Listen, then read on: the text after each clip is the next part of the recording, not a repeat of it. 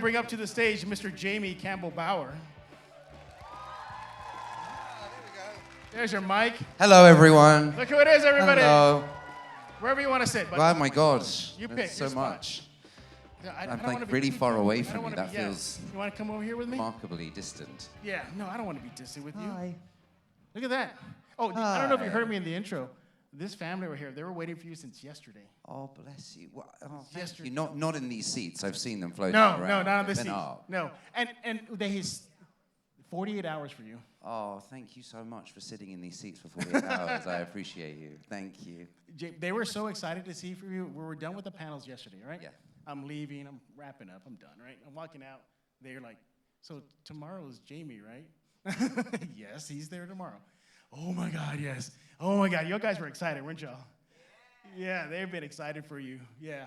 But overall, how's San Antonio treating you? You having fun times here? You did It's good? great, man. I got in last night. I went for a little walk along the river walk this morning, and now I'm here meeting all you lovely people. I've had a really good time. Yeah, what'd you do? The Riverwalk? Nice, quiet? Yeah, the river walks. It's gorgeous. Yeah. Yeah, a guy shouted at me though because I had my headphones on and he was like trying to run past me. He's like, "On your left," and I was like, "I'm sorry. I'm sorry. I'm not from here. I'm English. Forgive me." British. Yeah. Oh, yeah. There's people who definitely use it beyond just the drinking and the eating, it's exercise, bike paths, all that good stuff. Love man. that. Love that, Stu. Yeah, but first time in Texas, San Antonio? No, my first time in San Antonio. I've been to Texas a few times. I used to play in a band. Oh, tell us about that, yeah. We went to Houston, I think, and yeah. Austin as well. We played at Stubbs in Austin. That was fun. And then Dallas as well. I think we went to. So yeah. I've got a few friends who I went to school with who live in Austin now as well. So yeah, it's cool. Is San Antonio going to be a stop on your music tour there? If I ever get back out on the road, sure, yeah. why not? Why not? It's been Yeah. amazing. Yeah. I recommend the place White Rabbit. Okay, so That's still around, right? The White Rabbit is still around? It's Paper Tiger. Paper Tiger? Paper Tiger, there we Paper go. Tiger. I just told everybody how old I am by that reference there. Yeah, White Rabbit there, yeah. White Rabbit's been closed for 20 years. Yeah, dude.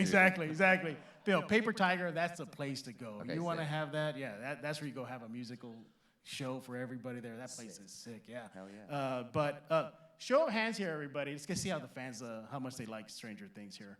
Who's seen every single episode of Stranger Things? I haven't. I'm just kidding. I quit. Who likes his scenes? Let's have a raise of hands there. All right, well, because they waited for 48 hours, I'll let them get an early question in. All right. Why do you? Oh, there you go. What is it? Why do you like Jamie so much? Why do you like his portrayal of Vecna? Well, I love his portrayal of Vecna, but I just love him. I love everything he does and just everything about him. He's so kind and authentic and generous, and he takes the time with all of the fans and just everything. It's so amazing. That's awesome. Yes, young. Go ahead, sir. Oh, hello, Jamie Campbell Bower. Hi. One of my favorite artists is Pharrell Williams. Also you, too. But I was wondering, if you had to choose one, what is your favorite Pharrell Williams song? Mine, I like his music from his new documentary, Piece by Piece. That's sick. Okay. I mean, I like the Despicable Me song. That's pretty sick. I like that one. And Happy is Happy. That's a cool track. Yeah. Also, my question is, what is your favorite music to listen to relax? Mine is you, but what is your favorite music to listen to? Mine is not me. Also, I spend my time over-analyzing myself if I listen to me. My favorite music to listen to relax. I don't know. Probably jazz. Like, listen to a lot of Frank Sinatra when I'm at home, or like Martha Reeves and the Vandals. Like a bit of soul as well. Anything kind of Motown. Red Clay Strays. I put that record on a bunch if I'm cleaning too. And other than that, I suppose just like classical music. I listen to Chopin a lot. Like Chopin's a huge inspiration for me on the piano, and yeah, so kind of anything that's like that, If I need to clean fast, I'll listen to, or relax fast, is that a thing? I'll listen to heavy metal. There you go. This young lady, she has a gift for you. Is that okay? Yeah, of okay. course. What do you have yeah, for me, yeah. Elizabeth Rose? Tell me. Duck, I have a duck in a little purple Jeep with a cowboy hat for you, sir. Thank you so much. That's so kind. Oh, me too? Oh, Oh, I wasn't look expecting at that. Nice. We can have a bath together later. Thank you so much. Thank you so much. All right.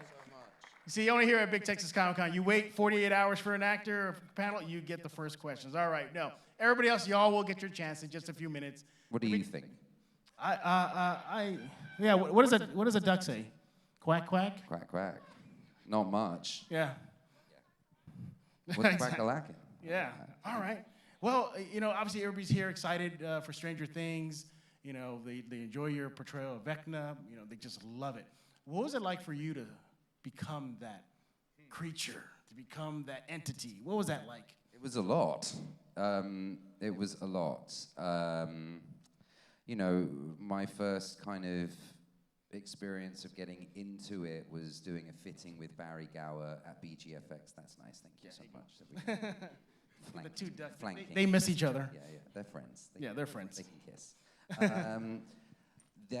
So I spent a lot of time with Barry in the workshop, either getting cast or trying on the suit, which was pretty amazing. And then it was COVID. I mean, COVID kind of hit, and so I spent a lot of time. I was given a lot of time to kind of sit there and think about how my fingers would move and how big I wanted him to be and how he had to fill up space. I wanted to really think about the humanity of him, or where this evil was kind of coming from, and try and make that a bit more human. And then from Vecna, I kind of worked back into Henry. So spent a lot of time kind of in that. But then even before then, it feels like such a jumble. But even before then, I was watching a lot of 80s horror movies, and printing things off and sticking them on the wall. And I bought loads of old 80s figurines, and just had those dotted around my apartment. So by the time I got into it, and then there was The Voice. And so by the time we got into it for the official camera test, I really felt really, really ready. But it was a lot, and I think what was really nice, and I've spoken about this recently, or what was really nice is there was such a big break between season 4 and season 5 due to, many different things. Right. And it was so nice to be able to step back into season 5, because I felt like I'd retained all this Vecna-ness, and it would always be in the back of the mind. So to kind of just step back in almost felt like a bit of a sort of release. It felt like a breath of fresh air. I was like, okay, now we can actually start this again. We can begin this now. So that was a blessing too. What 80s movies did you watch, the horror movies? A lot of John Carpenter movies. Good pick. A bit of Stephen King film as well. Prince of Darkness I watched. Hellraiser for sure. Right. Obviously, Freddy Krueger and Nightmare, stuff like that. But, and even other classic 80s movies that I just like, just to kind of get me into the zone. I think I watched all of the Exorcist films that are possibly out there. much like Jeffrey Dahmer, I really like Exorcist 3. I don't know what that says about me. But I really liked, oh my God, I can't remember his name. It'll come back to me. Okay. I watched a lot of 80s films, as much as I possibly could do, even something like Close Encounters of the Third Kind as well. So yeah.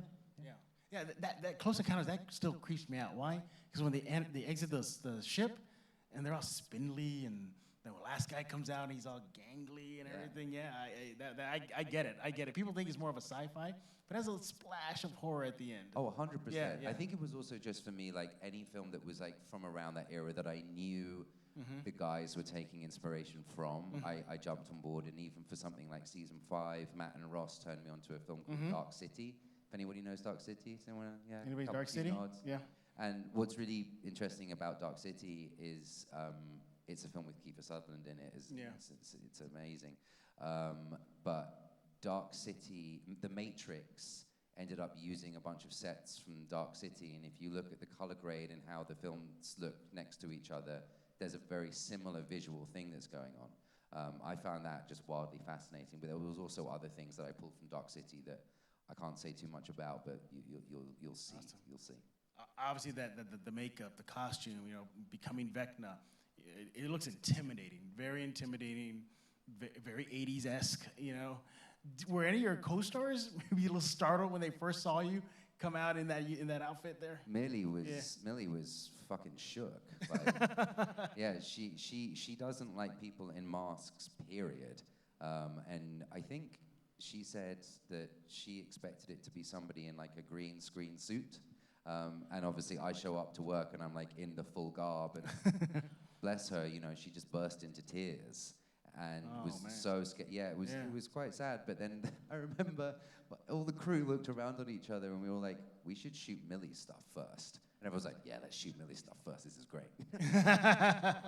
You helped her. You helped her. Yeah, exactly. Yeah, And it wasn't until she got close to me and she was like, oh, I can smell cigarettes. She was like, then I knew it was you. And I was like, that's cool. Well, you kind of alluded to right now the Vecna, the voice. Yeah. You know, how did that come? What was the development process for that?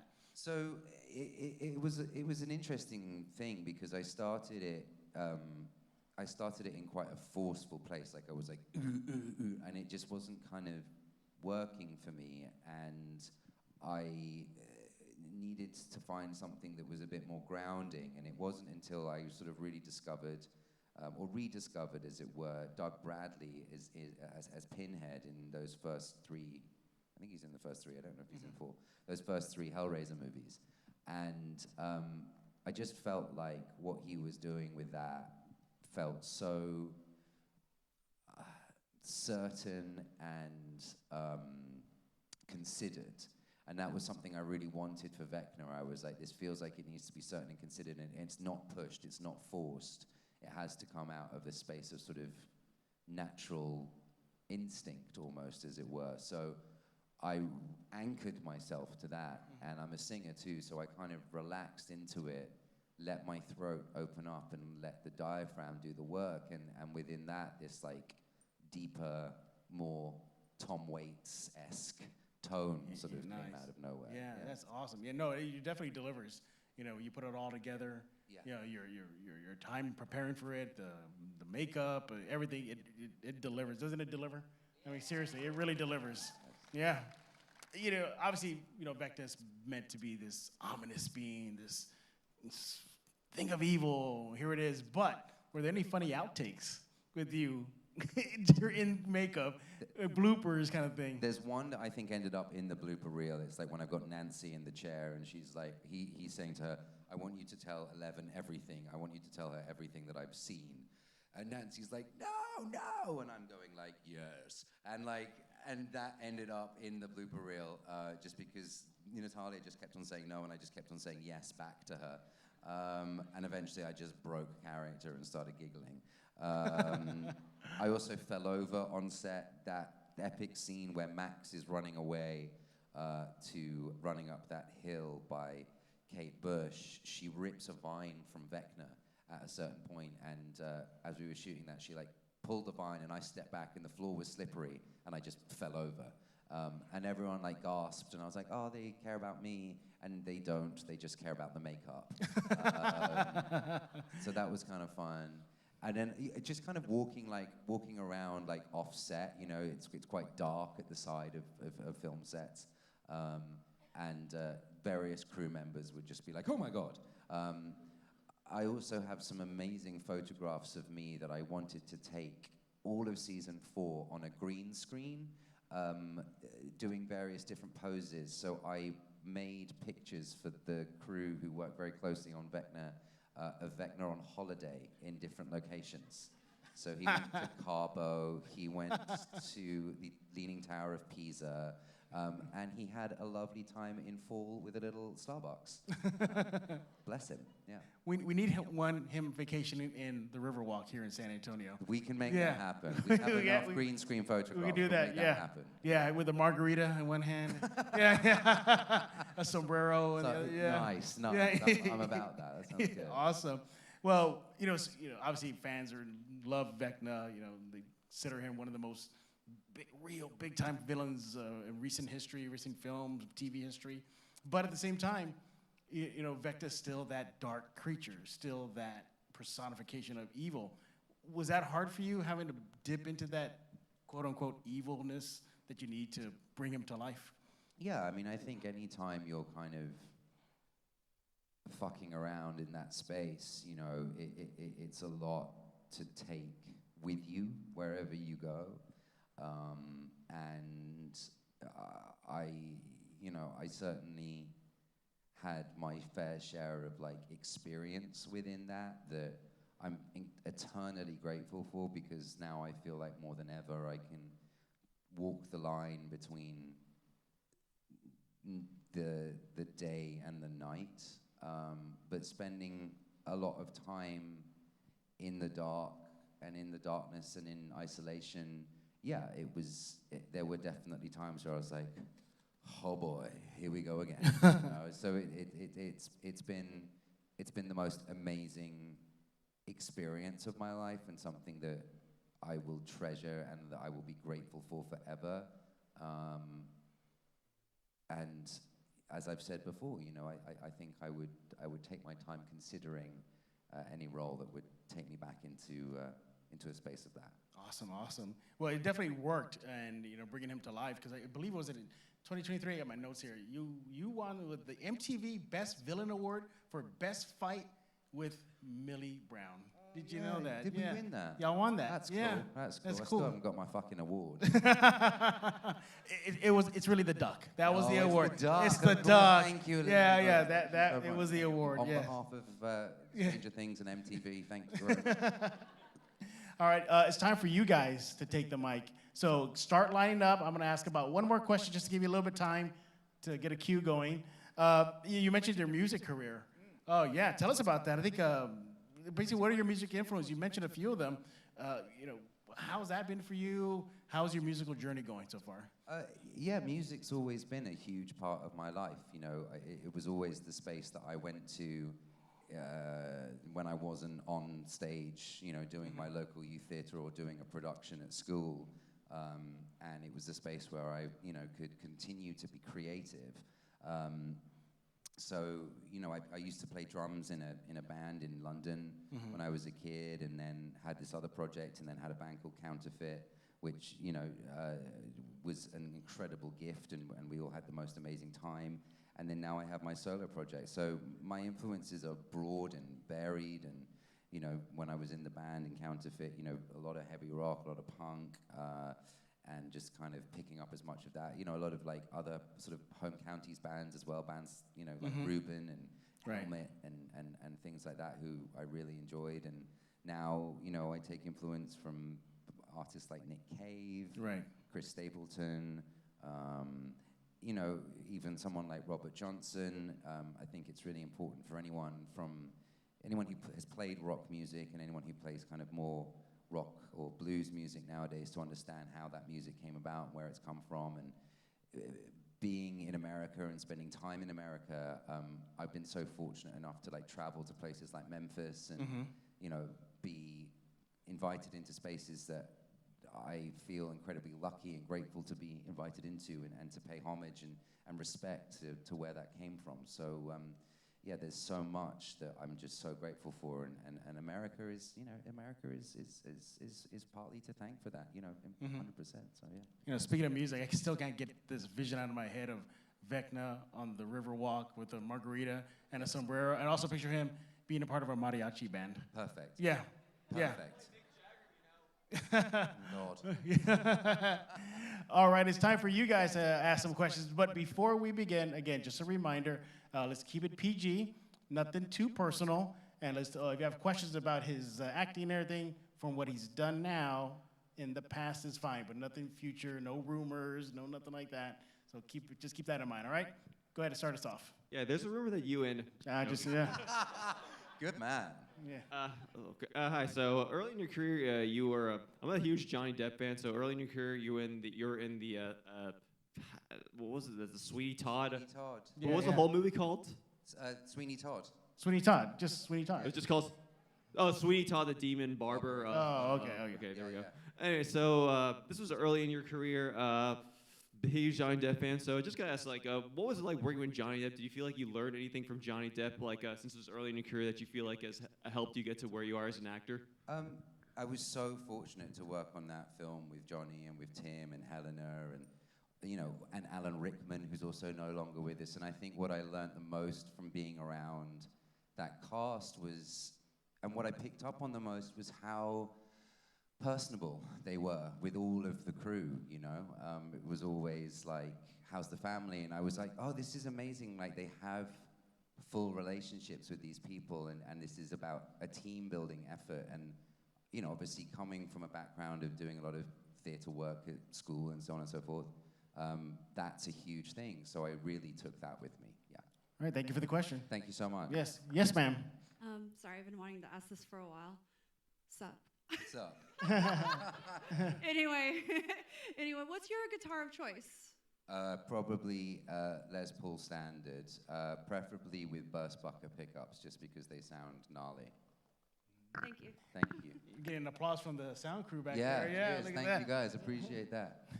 Vocally, I'd run it through an API 2500 bus compressor. Yeah, you know what I'm saying. Yes, sir. Hey, Jamie. Hey. Piggybacking, I love your music too. I love Heaven in Your Eyes. I saw you did Euclid by Sleep Token.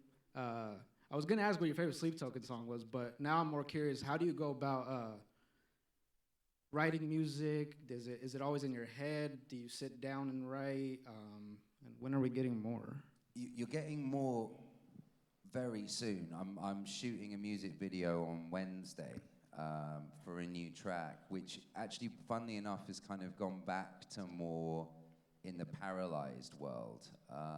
And I don't really know how that happened. I think like I kind of felt so vulnerable when I started writing again at the top of this year that I was like, I'm just gonna kind of let music do what it wants to do, And it's been an interesting journey for me, because even working in the band, there was always this constraint where I was like, I need to write for 3 guitars and a bass, and it needs to be this, and it has to be that. And even in like my solo career, it's like I started off writing on the piano, and then I was like, oh, I really, country music for me has been a huge thing, and like I was saying, like rock and blues and all this kind of stuff. So kind of was like diving more into that. And then now I was like, oh, I'm just gonna let the doors off again. I'm just gonna kind of see what ends up happening this time when I sit down at the piano. Is there music in my head? Yes, quite a lot of the time. And I have a lot of voice notes of me singing particular things. Sometimes stupidly on planes, and then I go back to listen to it, and it's like, I can't hear shit, this sucks. So the process that I go through now is like, just try and be as vulnerable as possible within the music, and let the song live how it wants to live, And it's been really fun doing that, because like even in the studio, as we're like tracking things, I'm like, wouldn't it be cool if we had a guitar at this point that sounds like The Edge, and we put like a bunch of like delay on it, and like let's just see what happens. And wouldn't it be great if like instead of using close mics on the drums, we just use all of the room sounds and things like that. So I love that side of the creative process now, where I'm just like able to be totally free within my choices. And I think my brother, who I work with quite often, hates it, because for the last track, he was like, what do you want? And I was like, everything. And he was like, okay. So bless him, he got to the studio like 2 hours early and like set up all the microphones on all the different instruments. So I got there and he was like, you now can play whatever you want. And I was like, oh, Sam, I love you. Thank you so much. Yeah, just freedom. I think freedom is the most important thing when it comes to music. All right. Thank you for the question, sir. Thank you. Hello, young lady. Hi. Hi again. My question is, do you have a favorite inspiring quote, whether it's from a book, a movie, a band, or a song at the moment? If not all who wander, Yeah, an inspiring quote. not all who wander are lost. It's a good one. One. Good one. Thank you. Thank you for the question. Hello, young lady. Hi. Hi. What inspires you the most, like, every day? Oh shit. That's a really hard question to answer. What inspires me the most love. There you go. Love. Thank you. Thank you. Love for what? Does love have to be for something? There you go. There you go. Yes, ma'am. Hi. Hi. My question isn't as serious, but if you had to choose one of your characters to go into the Upside Down, who would it be and why? Skiff. I played Skiff in Thomas and Friends, which in England we call Thomas the Tank Engine. He's a little railboat. I'm sending Skiff to the Upside Down. Poor guy. Yes, sir. So dead so quickly. Yeah. He's so dead. So obviously there's this thing where like if somebody stares in the Vecna, the only way to get them out is having them listen to their favorite song. Do you have a favorite song you think you can escape from Vecna? I've been so stupid. When we started press for season 4, I was like, Miley Cyrus, Party in the USA. So I've got to keep going with that answer. So it's Miley Cyrus, Party in the USA. She hasn't picked up on this. Miley, if you're listening. Yeah, exactly. Yes, ma'am. Hello again. Hi. I just want to say thank you for creating such a warm, safe environment for a lot of people, especially on a female-owned app. But also thank you for my new tattoo. Is there a song that you have of yours that feels most close to you, that represents you the most, that you're the most proud of putting out? It's a two-part question because, like, Paralyzed for me will be a song that I will forever treasure, and it's not as a song. It's about someone I know wrapped in a myth, wrapped in the myth of the fall of Icarus. But the session in which we recorded it was very much not like any other session I'd done. The violinist and the cellist and I had never played together before. You know, we just bounced ideas around over voice note because this was COVID. And what ended up happening in that session is something so magical that it really cannot be explained. And the energy and the vibe in that room at that time was so powerful. And even though we made mistakes, it works. All the tracks, there's little mistakes. And when you watch the video, if you watch close enough, you'll see some of us be like, damn it. Because it's one take, you know, that's what we tracked it with. And so there's that song, but then also like this new one I think that I'm working on at the moment feels so vulnerable, and I'm quite scared of it in a way. Like, it's not, yeah, I think maybe you'll see, maybe you won't, but I know, if that makes sense. So, yeah, but I try to make everything feel as close to me as possible, yeah. All right. Thank you for the question. Thank you so much. Yes, ma'am. Hello, Jamie and Jeff, of course. Thanks. You're welcome. And the ducks. And ducks, yes. But I was wondering, what was it like making Sweeney Todd? Do you have any like favorite moments? And what's your favorite Sweeney Todd? My favorite moment, I just started just working. Sorry to jump in, but you got me so excited about a memory. So there's a thing on movie sets called craft services. Have you heard about craft services? Yeah. They can make anything for you at any time. And they would I got to work one day and like, do you want anything from Kraft? And I was like, well, what can I have? And they were like, well, anything you like. And at this time, I had a real penchant for smoked salmon cream cheese bagels.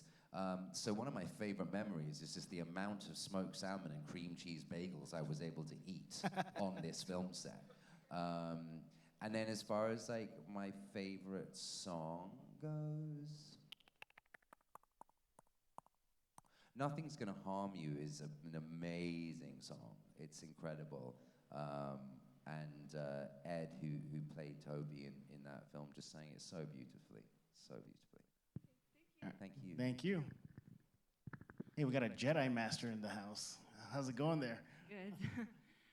Yeah, I like you as Vecna. I thought it was really good, really, awesome what you did. I was just wondering if you had a favorite line from Vecna that you like saying to yourself, or Hawkins will burn. I added the burn. Originally it was Hawkins will fall, and I was like, can I add burn in there just because fire is like a big thing for me? And they were like, yeah, sure, kid. So yeah, Hawkins will burn and fall. That's one of my favorites. Oh, you just added the burn. I to just the added oh, the burn, okay, gotcha. which gotcha. you know, which isn't that big of a change, but Yeah. you know, as a self-absorbed actor, I love it. Oh, we got a little young fan here. Megan. Megan? Megan, yeah, from the movie Megan. Oh, Megan. Oh, I see. I thought that was really Megan. I was like, Do you like your role as Vecna? Do I like it? Yeah, I do. I really like it. I mean, it's funny, like, I think when you have to be something and you have to perform something, you have to learn how to love the character that you play, regardless of what it is that they're doing. So, like, I really loved Vecna and I loved Henry. So I do. I like them a lot. Yes. Thank you. Thank you so much. Hello again. Hi again. I hope you haven't been asked this before, but it's a great way to get to know someone. If you were a pull string doll, what would your 3 phrases be? You know, those All right. Oh, yeah, they'll say the words. Where are the snacks? Can I go to bed? Yeah. Why now? Yeah. What next? What next? Yeah. What next? Or how about more smoked salmon bagels? More smoked salmon bagels. cream yeah. cheese bagels. Yeah. Feed me. Yeah. Yes, ma'am. Hey again. Hey. So obviously there's been a lot of questions about your music, but I was wondering if you would do like another project similar to Blood Magic, and if you would consider taking that on tour as well. Yeah, maybe. I don't know. I don't know. Maybe. I mean, I have some more Blood Magic material that I'm sat on, and would I take it on tour? I have a funny thing, like, in the heavy world, that I've always felt like a bit of an imposter in that space. I have a lot of friends who are in that space, and I'm so grateful to have a lot of friends in that space and in that community. But as far as, like, taking it on the road, I don't know. Counterfeit was amazing. It was an amazing experience, but the show was so violent in, like, what it was, and that was great for my, like, mid to late 20s. I'm now in my mid to late 30s. She's old, you know? I don't know. I'm kind of more hoping for a bit of like a Bob Dylan kind of organ vibe. Yeah. All right, thank you for the question.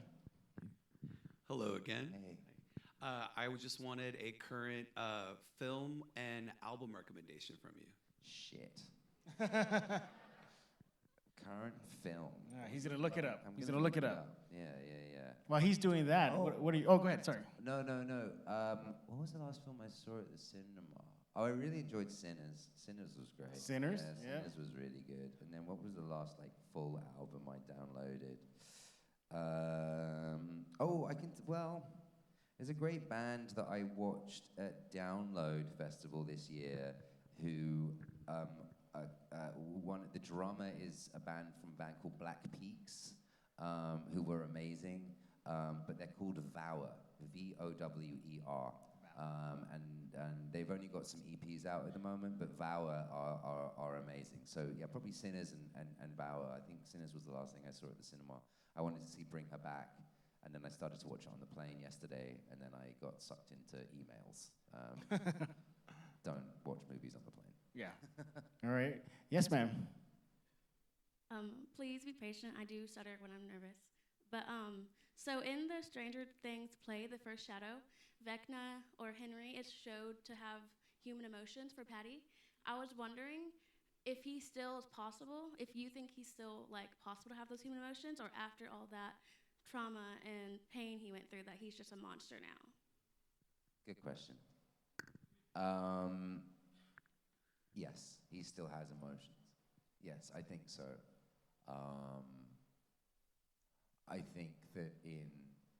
Yes, I think so. I'm gonna shut up. Yeah, be quiet. But Yeah. Moving on. Yes. Yeah. Moving on. But great question. Really good question. Thank you for asking.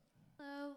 So Sweeney Todd explores themes of revenge and moral ambiguity. How do you feel that those themes played out in Anthony's story? That's really interesting. Revenge and moral ambiguity for Anthony. Well, okay, let's kind of run it back into kind of what he was up to in the film. I mean, revenge.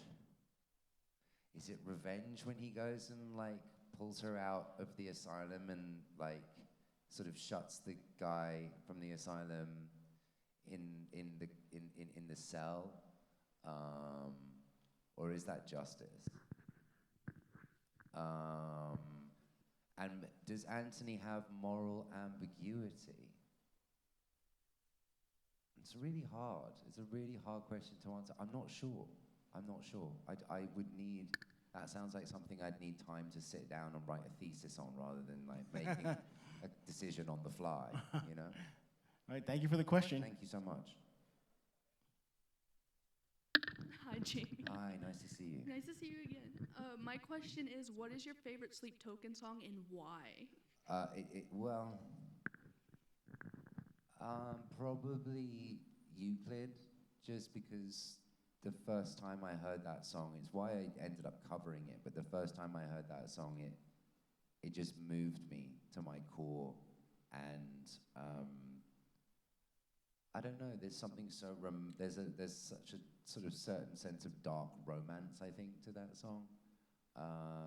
But I also love Damocles as well, like Damocles as far as kind of like the myth and what Damocles is as well, and what he's talking about in terms of what he was going through as a writer and having had all this huge success and then not knowing how to handle it, you know, or not knowing where to go, you know, I think is really interesting. And so, but probably Euclid more than anything. All right. Yeah. Thank you for the question. Yes. Hi, Jamie. My question was, what was the hardest scene to film from season 4 as like full Vecna makeup? The hardest scene. Do you know what one of the hardest scenes was? It's the last moment before the very end where where Nancy's like shooting him, who by the way just looks badass in that moment. She looks so cool. But I was hanging from the rafters and I was on a wire. It was like, I don't know, like 3 o'clock in the morning. I was exhausted, but like for some reason, because of the energy that was flowing through my body, I couldn't stop swinging like a pendulum. And everyone was like, why are you swinging? And I'm like, I don't know, I'm not doing anything. And so we had to like find a way to like put more wires on me, to tether me, to just put me in place. So just like logistically, that scene was really hard to shoot. And I felt like an idiot. This one's kind of niche because I've listened to like literally your entire discography, even like the unreleased, really niche, deep down stuff. Yeah. But the second Counterfeit album, did you ever record any of the songs? Yeah, we recorded all of the songs. Oh. Yeah, now, yeah. Now I really want that album. Yeah. No, we recorded all of them. Yeah, they've all been tracked, but without, you know, it was a time. It was a time. All right. Ooh, and you have the last question of the panel, young lady. No pressure. I know. It's all on you. Hi again. As everybody's looking at you and staring at you with every single. I'm just kidding. Okay. I wanted to ask too, but would you ever consider doing more narration work? And what is the most challenging role you've ever played, and what made it so difficult to play? Narration and role. Would I ever consider more narration work? Yes, I would. ... Love that. And then, what was the hardest role I've ever had to play? The hardest.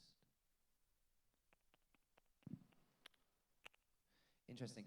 I think one of the most challenging.